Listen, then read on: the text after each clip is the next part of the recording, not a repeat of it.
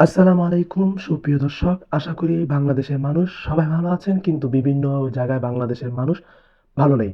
আপনারা সবাই জানেন বন্যার জন্য বাংলাদেশ ভেসে যাচ্ছে। মানুষ হাবুডুবু খাচ্ছে বন্যার পানিতে। কিন্তু তারা তো পানিতে খাচ্ছে হাবুডুবু। কিন্তু তারা কি খেয়ে আছে নাকি না খেয়ে আছে? আমরা কইলাম সবাই সেটা জানি না। তাই আমরা বন্ধু মহল থেকে আমরা ছোট ভাই, বন্ধু, ভাই ব্রাদার সবাই একসাথে হয়ে অল্প কিছু টাকা দিয়ে আমরা সবার পাশে দাঁড়ানোর জন্য চেষ্টা করেছি আমাদের যেটুকু সামর্থ্য ছিল। তো আমরা প্যাকেটগুলো সুন্দরভাবে করে ফেলেছি। এগুলোর ভেতরে শুকনো খাবার আমরা দিয়েছি বন্ধু মহলের থেকে। এইগুলো প্যাকেট করে নিয়ে আমরা গাড়ি দিয়ে রওনা দিয়েছি সেই বন্যা মানুষের অসহায় মানুষদের কাছে এগুলো আমরা পৌঁছে দেওয়ার জন্য।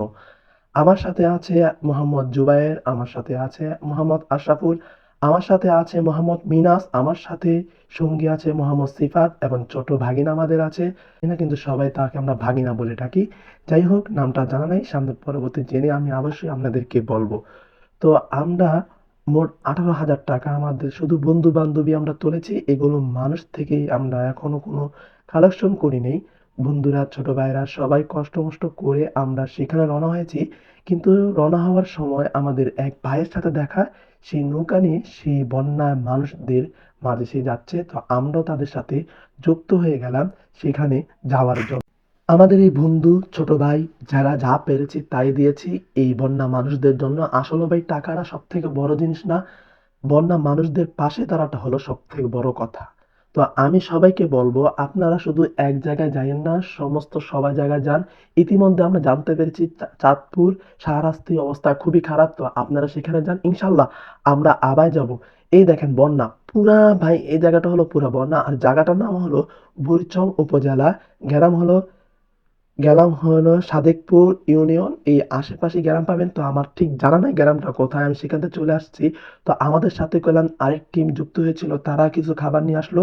সেই খাবারগুলো আমরা গাড়ির মধ্যে সবাই হাতে হাত কাজ করে আমরা এগুলো প্যাকেট করে বস্তার মধ্যে খাবারগুলো ঢুকিয়ে আমরা ট্রলার ভাড়া করে ট্রলারের মধ্যে উঠে পড়লাম। তো আরেকটা কথা আপনাদেরকে জানিয়ে দিই, এখানে যদি আপনারা ট্রলার নিয়ে যেতে পারেন অবশ্যই যাবেন, অনেক ভালো হবে। কারণ মানুষ রাস্তার পাশে যে মানুষদের যারা রাস্তায় আছে তাদেরকেই খাবার দিচ্ছে, কিন্তু ভিতরে খাবার যাচ্ছে না। তাই আমরা ভাবলাম আমরা যেহেতু অল্প খাবার নিচ্ছি, সেই অল্প খাবার সেই ভিতরেই পৌঁছে দিব ইনশাল্লাহ। আমরা যেটুকু পারি এবং যেটুকু আমাদের ক্ষমতা আছে, যেটুকু চেষ্টা আমরা করব নিজের থেকে। আলহামদুলিল্লাহ সবাই মিলে আমরা কাজ করেছি। এই জন্য খুব অল্প সময়ের মধ্যে আমরা খাবারগুলো সবার মধ্যে পৌঁছে দিয়েছি। আমরা ট্রলারের মধ্যে খাবারগুলো উঠিয়ে আমরা একসাথে সবাই যাচ্ছি। এবং আমরা এমন ভালো কাজ যেমন আরো বেশি বেশি করে করতে পারি, সবাই দোয়া করবেন। এবং আমরা বন্ধুরা মিলে যেমন সবাই এগিয়ে যেতে পারি। মানবতা যেমন একজনের কাছে, আমরা সবার কাছে যেমন মানবতা আমাদের সবার মনে জাগ্রত হয়ে ওঠে, এরকম ছোট কাজ থেকে যেমন বড় বড় কাজগুলো আমরা করতে পারি, সেগুলো দোয়া আপনারা করবেন। আমরা বেশি কিছু চাই না। আসলে এত পরিমাণ এখানে পানি ভাই, বাড়িতে তো ট্রলারটা উঠা অসম্ভব। আর তাই আমরা এখানে পানির মধ্যে নেমে, আপনারা দেখতে পাচ্ছেন পানির মধ্যে নেমে আমরা মানুষের হাতে সেই খাবারগুলো পৌঁছে দিচ্ছি।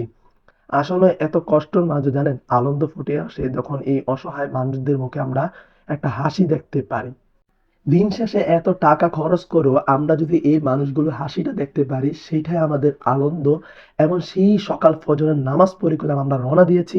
এগুলো প্যাকেট করেছি, কেনাকাটা করেছি, বস্তা মাথায় নিয়েছি, অনেক কষ্ট করেছি। আসলে সেগুলো কষ্ট আমাদের ওই সময়টাই দূর হয়েছে যখন এই অসহায় মানুষদের, এই চাচা, কাকা, ভাই তাদের মুখে যখন আমরা একটা সুন্দর হাসি দেখেছি, তখনই আমাদের সেই কষ্টগুলো দূর হয়ে গেছে। আসলে এত দূরে থেকে জার্নি করে নিজে অসুস্থ হয়ে পড়েছি। তারপরও আমরা চেষ্টা করব আমরা কালেকশন করে আবার সেখানে বড় অধ্যয়ভাবে চলে যেতে। এই যে আমার পাশে দেখতে পাচ্ছেন একটা অসহায় কাকা, অনেক বয়স্কর, তিনি কলম বস্তা নিয়ে চলে এসেছে। তো আমরা তাকে বুঝিয়ে বললাম যে আপনি উপরে যান, আমরা আসতাছি। আসলে এরকম অনেক মানুষ কলম খাবারের জন্য ছুটে আসে, তারা এই গলা সমান পানির মধ্যে নেমে চলে আসে। তারপরে তাদেরকে কি করে আমরা বুঝাই, তাই তাদের যেন কষ্ট না হয় এই কারণে আমরা নিজে নিজে পানিতে নেমে তাদের খাবার সেখানে আমরা বাড়িতে ঘরে ঘরে পৌঁছে দিচ্ছি। আসলে যারা যাচ্ছেন আমি একটা কথাই বলি, একজনের হাতে এই খাবারগুলো আপনারা ভুলও তুলে দিবেন না। কারণ আমরা বাঙালি মানুষ, একজনের হাতে যদি এই খাবারগুলো আমরা তুলে দেই, তাহলে তারা করলাম সবার মাঝে খাবারগুলো বিলিয়ে দেয় না।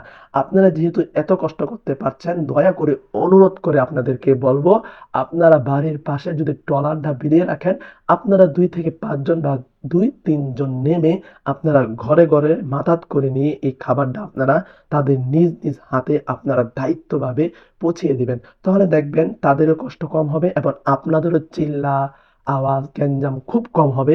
কারণ আপনারা যদি প্রত্যেক ঘরে, ঘরে দেন, তাহলে দেখা যায় বেশিরভাগ মানুষই খাবারটা পায়। আর যদি প্রত্যেকের ঘরে আপনারা খাবারটা না দেন, নিজেরা না নিয়ে যদি সেখানে খাবারটা নিতে না নিয়ে যান, তাহলে দেখা গেছে এক ঘরের থেকে 3-4 জন মানুষ আসে। আসলে ভাই এখানে এত পরিমাণ পানি যে আমরা ঠাঁই পাই নাই। আমাদের ইঞ্জিন আগে বন্ধ করে দিছে। এমনও হইছে আমরা টলারে ঢুকতে পারতাছি না। তাই আমরা নেমে, নেমে মানুষদের হাতে এইগুলো বিলিয়ে দিয়েছি। আসলে এই ভিডিওটা করেছি ভাই শুধু এতটুক আপনাদের জানানোর জন্য। যদি কোনো ভুল হয়ে থাকে অবশ্যই ক্ষমা সৃষ্টিতে দেখবেন।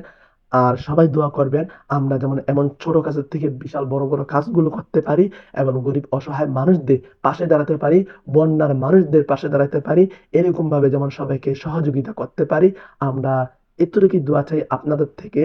আর এখানে আমরা সন্ধ্যা হয়ে যাচ্ছে কিন্তু আমাদের খাবার দিতে একটু দেরি হচ্ছে এই বন্যার কারণে এবং অনেক জায়গায় জাল রাইখা দিছে যে কারণে আমরা জাল পাততে ছাড়া মাছ ধরার জন্য সেখানে ট্রলার আটকে যায়, পাখা আটকে যায়। এই কারণে আমাদের ট্রলার পৌঁছাতে একটু দেরি হয়েছে। তাই ভিডিওটা করতে অনেক সন্দেহ হয়ে যাচ্ছে।